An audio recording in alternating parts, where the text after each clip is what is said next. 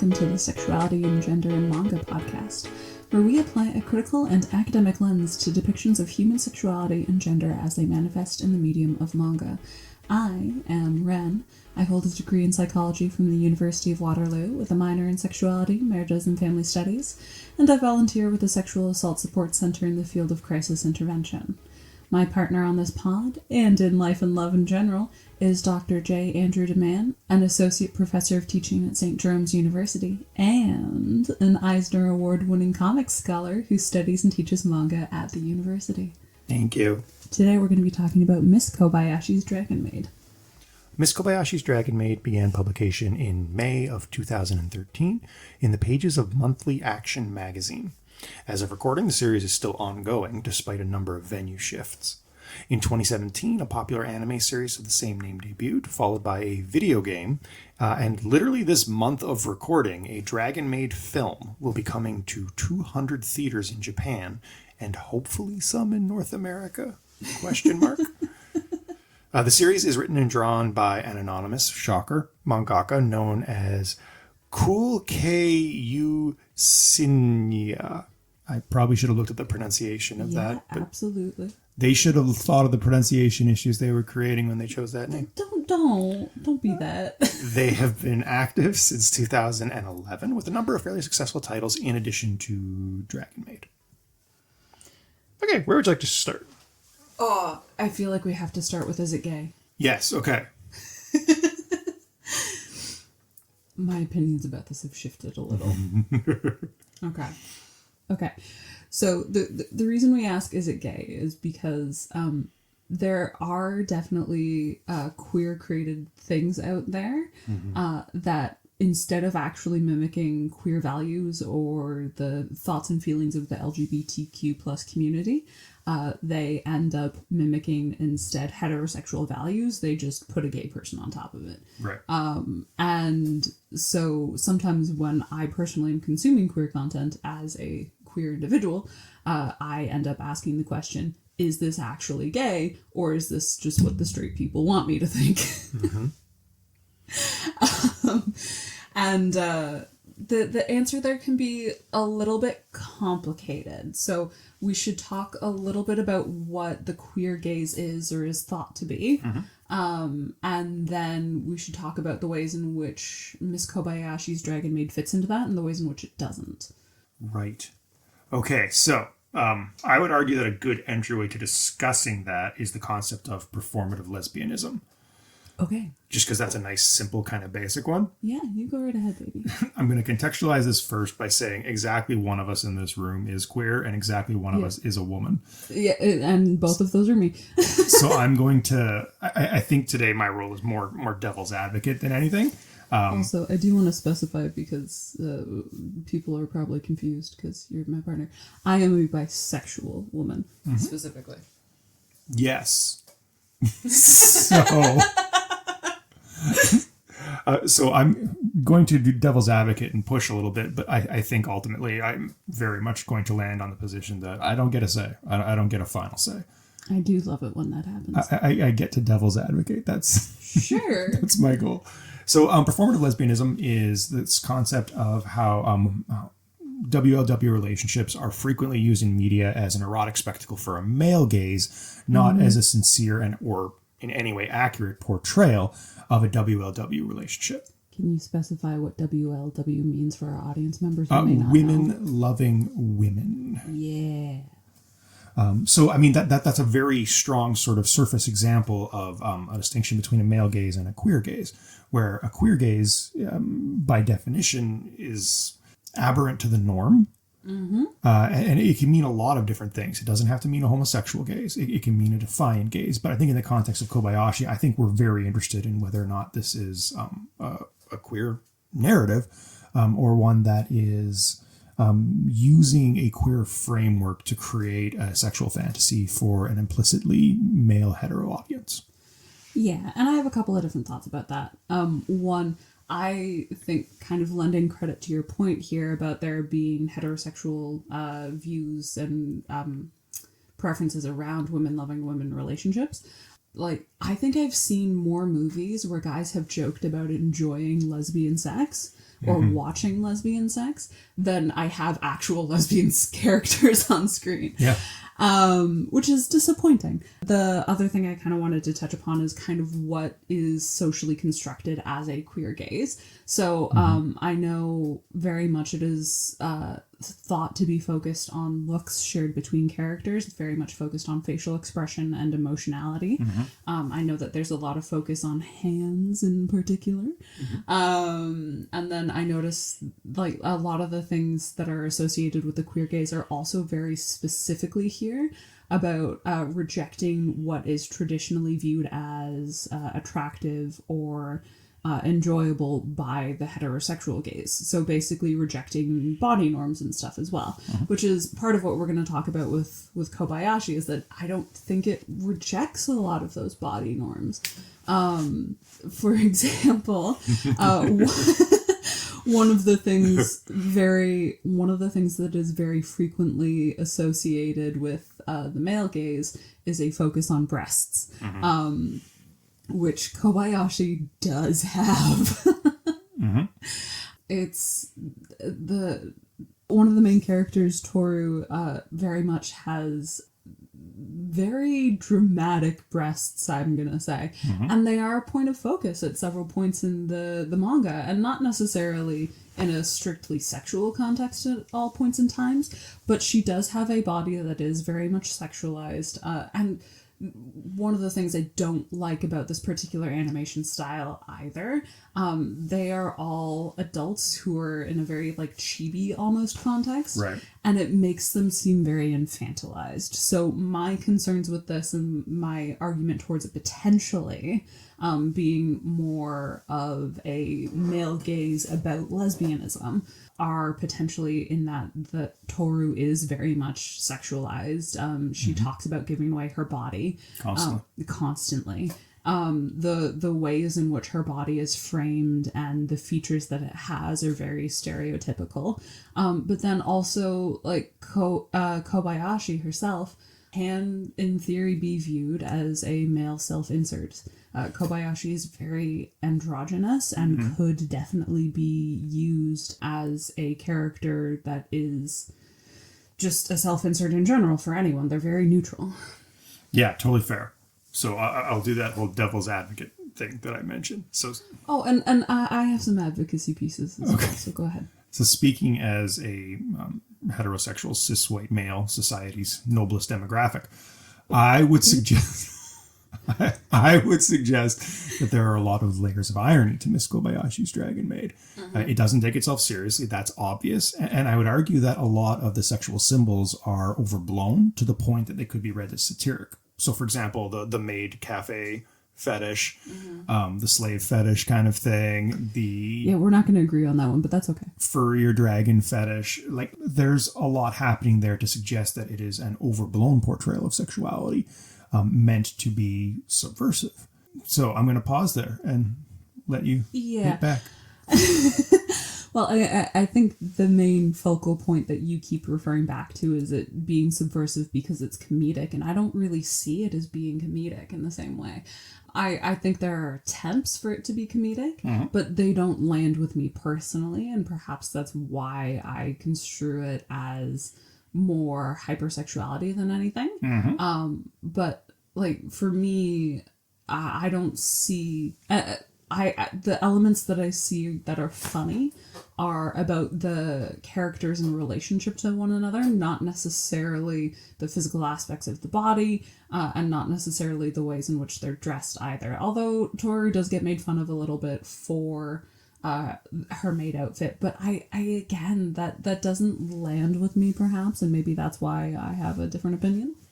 Yeah, that's totally fair. It doesn't have to be an either or too, right? They can be sort of complicated overlaps here that we maybe should speak to if we can. Yeah, I think there's also the challenge, and I know I said I was going to advocate, and now I'm kind of on your side a little bit here. There's also the challenge of works masking their intent in satire, which is a very common strategy of doing something that's kind of vulgar or offensive and saying it's just a joke. It's obviously just a joke. Yeah. So, I mean, the other piece then that I would kind of bring forward is the question of whether or not Miss Kobayashi's Dragon Maid is a romance. Is the relationship between Toru and Kobayashi a love story that we're emotionally invested in? See, here's the thing. I'm a little reluctant to speak on that because we've only read the one volume, and I want to be super clear about that. From what I can tell, a lot of people really love it online. Like, I've looked at some of the reviews. Yeah. I have mixed feelings about it because there is hand-holding. There is a very clear, I don't think there's a really clear romantic interest for either of them that is outside of that relationship. No. And I think they're very dependent on each other. So there's that, but it is definitely queer coding still. I don't think there's enough push for actual on-screen romance in that, at least that I've seen so far, for me to be willing to call that explicitly queer. And to be clear, for anyone who might not know at home, queer coding is the practice by which a character is given traits or characteristics that are typically considered as associated with the queer community in order to basically subcode them as gay. Very frequently, like a good example of this would be Luca, the movie with those little cute little boys. Well, they're adorable. They are. It's so not subtle. It's so not subtle. So that's a very explicit form of queer coding, but there are other ones that are more subtle in terms of just ascribing characteristics that are traditionally associated as gay so that you get the profit from the gay people as well. Yay. Yeah, absolutely. I mean, honestly, this might be a question that just comes down to who's reading Kobayashi. Do you know what I mean? Like who is the audience and what are they getting out of it? I will say, speaking as a heterosexual cis white male, society's noblest demographic, I swear to God, that I find Kobayashi charming. You know what I mean? Like I don't find it erotic in any way. I find it adorable and cute and quirky. It makes me kind of happy. Okay, I'm gonna fucking. Sorry. I'm gonna hit you out of nowhere with something that is going to completely destroy my own previous arguments. I think it potentially is queer for an entirely different reason. Okay. Found family. Yeah, absolutely. It hits that hard. It does. So, for anyone who's not familiar with the concept of a found family or a chosen family, that is the process by which particularly culturally gay or queer individuals choose people in their lives to take on familial roles in lieu of biological or legal family that has failed to do so or rejected them. Yay. Yay. An all too common practice. So there is a lot to be said on that. And it was in the last half of the book, which is where last half of the Tankobon rather, where my opinion changed, because they do end up adopting that other dragon essentially. Kana. Yeah, and then they also have this cute little Christmas party that is very queer in terms of the found family concept. So I think it definitely is queer if we look not necessarily at the main two characters, but if we're looking at the ways in which chosen family is created and constructed in this queer-coded relationship context, then yeah, I think it's very gay. Yeah, and even just the metaphor of dragon as queer, you know what I mean? Like that's a long-standing thing. I've done a lot of work on X-Men comics where the idea of a mutant is very clearly, as you said, queer-coded. So yeah, I think there's a lot of that in play as well.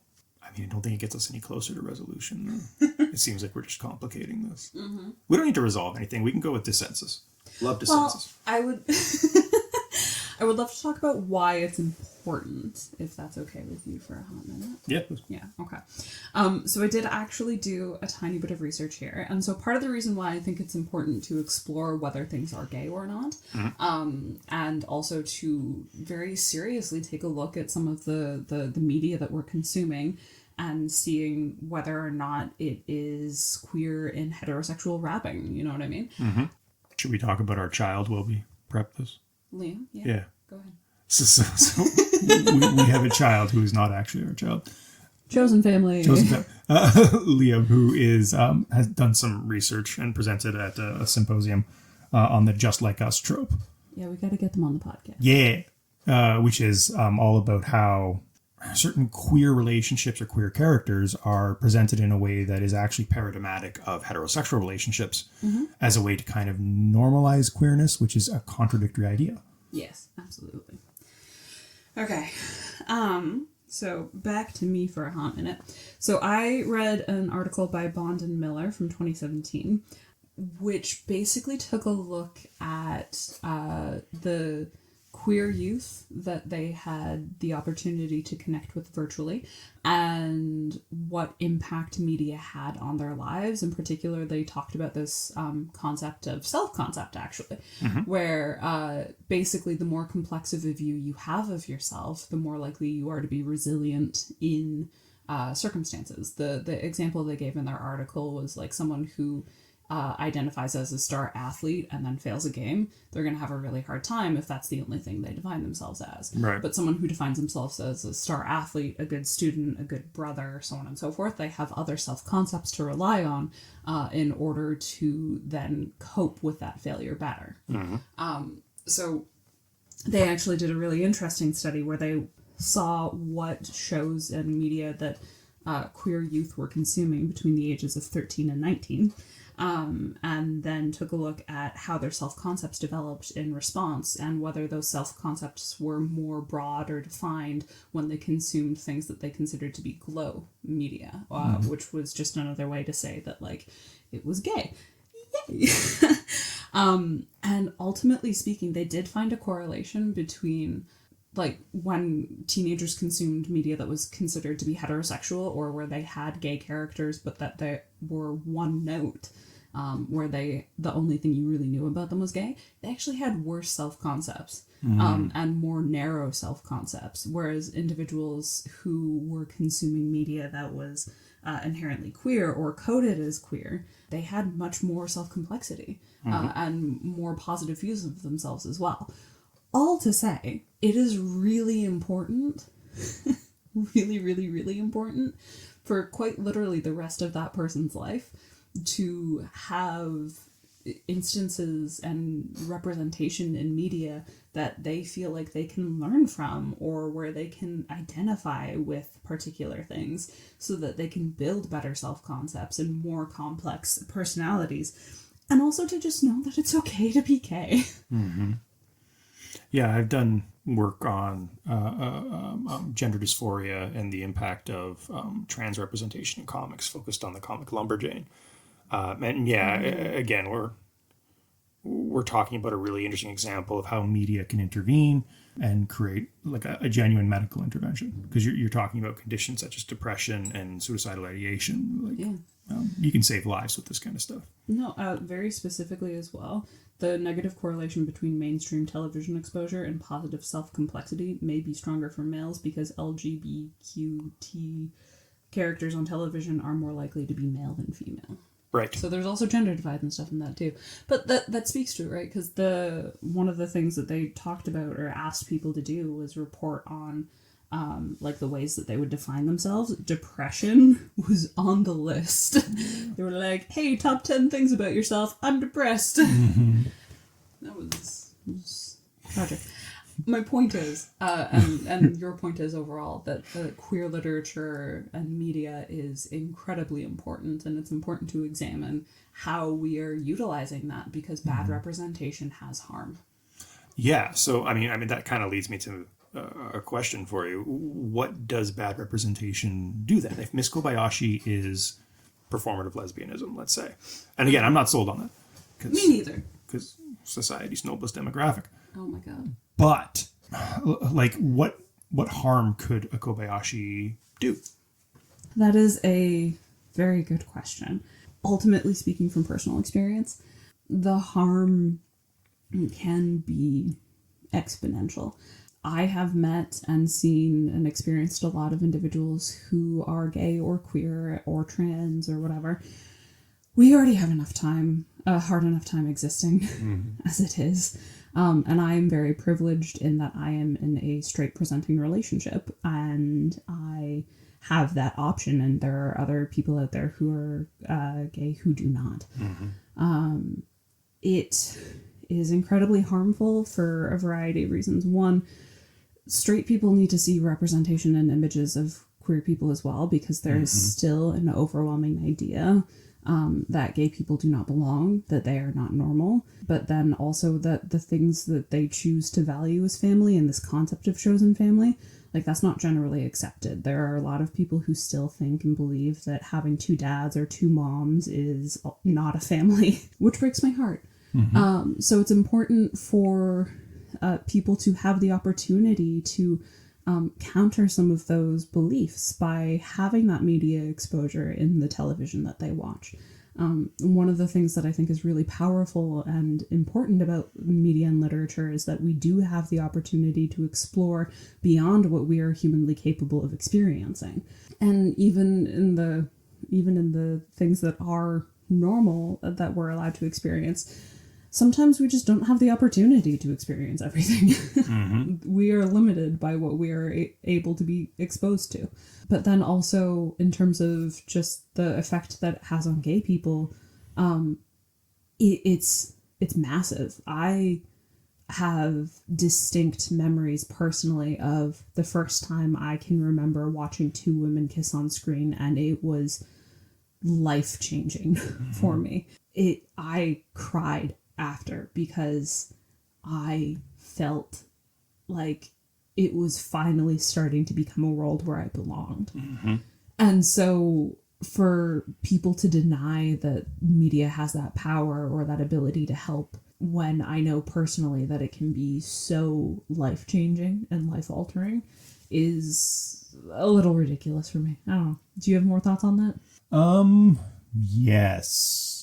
So I think one thing to really maybe circle back to in light of your comments is the idea of, again, performative lesbianism. Yes. So if you are presenting WLW relationships as a spectacle, as a object of fantasy, as opposed to a subject, a valid social relationship, then I think you are doing a disservice to those types of relationships. And I think you are perpetuating things in our culture in terms of how WOW relationships are viewed, fetishized, sexualized, objectified, all of that kind of stuff. Does Kobayashi do that? I still don't know. I think a little, but not as much as I originally had thought. And I do want to speak to your point there as well, that like the harm when we treat gay relationships as if they're heterosexual is that we're denying aspects of queer life and still basically saying that they aren't normal and that they don't belong. And then also in the case of what you're talking about, Andrew, we're objectifying women, which is something that society is very known to do. Right. But it is very much not helpful in a lot of different ways. Like, gay people aren't objects. We're fucking people. Yeah, and that's a power relationship, right? When we talk about performative lesbianism, that's the audience has the control. Yeah, absolutely. So yeah, there's a lot of potential harm there, but I don't know. I do think, especially towards the end, I do think if we kept reading Kobayashi, it would potentially get better. And I have seen some very positive feedback online. A lot of people care very deeply for it. Yeah, I do think there's a rich tradition in media in general of an author starting out something that with not as much care or compassion for their own characters, where they are doing something that could be like stereotypical, for example, and they fall in love with their own work. They start to treat it more seriously and respectfully. I'm not saying Kobayashi does that. I've seen a good amount of the anime, actually. But I do think it improves in that regard versus what you're saying. But at the same time, again, my perspective is biased. Yeah. Ultimately, my desire in the world is for more queer individuals to be able to create queer content. Yep. I think right now one of the things that we're suffering from as a society is that like queer content is being made, but it is being made and manufactured by straight people, which is not helpful, because that's where we're seeing that imposition of heterosexual norms and heterosexual ideals, where what the ultimate goal of queer rights movements and identities and just is to fight for things that are outside of that norm and to have them accepted as normal. And we can't do that if we're forcing ourselves into boxes created by societal standards. Yeah, I have a theory that pushes back on that a little bit, and this is just a personal theory. So related to what you mentioned, so you said that we need the content to be created by queer creators with the ultimate goal in mind. More content to be created by queer creators. Yeah, and I agree 100%. What I like to think about in a lot of the work that I've done is the idea of like the stair metaphor of progress. Okay. So I would argue that if we're in a situation where we don't have queer creators having market access, having leverage, having power, having opportunity, then I do think it's cool for heterosexual creators to be like, okay, well, I'm going to create some queer content, understanding that that's the first step of representation, and then the next step is to deplatform, to hand it over to the queer creators. That's exactly what I'm propositioning. Sweet! We actually do agree. We do agree, yeah. There is definitely headway, and I am okay with there being headway. Yeah. I would rather have queer content than not. Right. I do think that the next step that I would like to see is for more queer individuals to be in power where they are doing that creation. 100%. That has to be the goal. Mm-hmm. Yeah. So again, if you have a platform, use it and then step off of it, right? That's the ideal, I would say. So with Kobayashi, I think that's one of the reasons I'm a little more forgiving of the way that it treats queerness. It's creating a presence. But at the same time, we've talked before, like manga is very queer and has been very queer for a very long time. Again, we trace this back to Princess Knight. So I might be applying a different cultural context to it and therefore being more forgiving of it. Yeah, potentially. Well, and then we also don't realistically either of us know what queerness looks like in Japan. For all we know, Kobayashi could be fitting very much into queer social norms within the community that it is presented by. Yeah. But we are I don't want to say Americans, but we're two Canadians who have no idea what Japan culture is like, and have never been. So realistically, we can't speak to whether or not this, in the context of Japan, is actually gay or not. So I do think, again, what it comes back to is it depends on who's reading it, right? Yeah, and where. Yeah, and where. And ultimately, I think that's part of the beauty of literature, is that we can each have individual opinions and ideas about what something is without necessarily agreeing. And that's kind of pretty awesome, actually, I would say. Yeah. So, if possible, I'd like to drill down on a specific element of this story in the way that it portrays sexuality, and be wrong if it comes to that. Ooh, I love it when you're wrong. I mean, what? So, I kind of like the overt sexuality in the story, and not in a performative way, but in a sort of interesting and acknowledging way. Because we talked about romantic killer, the idea of this protagonist who is resistant to the tropes. Yeah. I would argue that there's a whole ass sexual fantasy unfolding around Miss Kobayashi, and she is also reluctant to accept it. She's pushing back against it, even though Toru is flirting with her to an extreme degree. Mm-hmm. So there's like one scene where Toru is in her dragon form doing Miss Kobayashi's laundry in her mouth. Which is really funny. Yeah. And again, I think that silliness helps me appreciate the framework of the story and not to see it as innately sexualized. Mm-hmm. But like Toru is aggressively talking about how she enjoyed cleaning Miss Kobayashi's underwear in her mouth. Yeah. Mm-hmm. So like overtly sexual, kind of satirical and charming. Is that for you an example of, again, something crossing that line and sort of misrepresenting queer identity? Or is there space for that kind of material? I mean, as long as the takeaway isn't all gays want underwear in their mouth, I don't really care. Here's... Sorry, because... Damn. I think at the end of the day, I don't know. I think it depends for me on how that is interpreted and taken away. I think for some people who consume that and read that, they would make the assumption for some reason that all gay people want underwear in their mouth.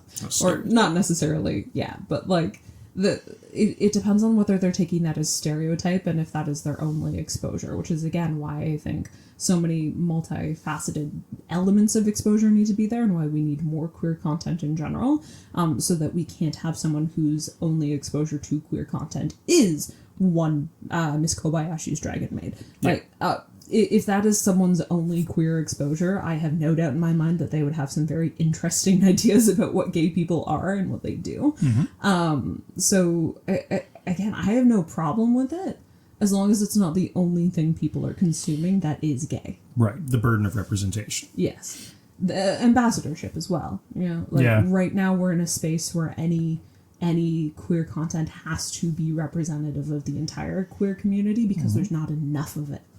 Yeah, and I do like that relationship in terms of how overtly sexual Toru is towards Miss Kobayashi, but also how that relationship for Toru is love.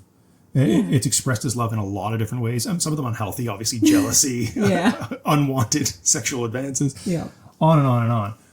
But I don't know. I just find that that there's some interesting commentary there as well on potentially sex positivity within a lesbian relationship.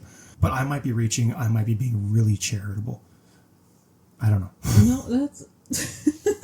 I'm happy for it. I do appreciate... Here's my thing. I do appreciate sexuality in general, and I do think it's important to display it. One of my favorite shows, for example, is Sense8, which is all about fucking. Sex education. Sex education, very good show. Sex education, very good show. But I think for me, the thing that Kobayashi is doing, unfortunately, is like a lot of the sexual components or elements of it are still falling into heterosexual tropes for me. Yeah, that's fair. Yeah, and to me, like, that's okay, but it's not what I would typically associate with lesbianism, or what I would want as a person who is queer. Like, it's hard. I'm not gonna disclose my fetishes online, but it's probably a good idea. Yeah. But I think in general, my statement is that Kobayashi would leave me wanting more.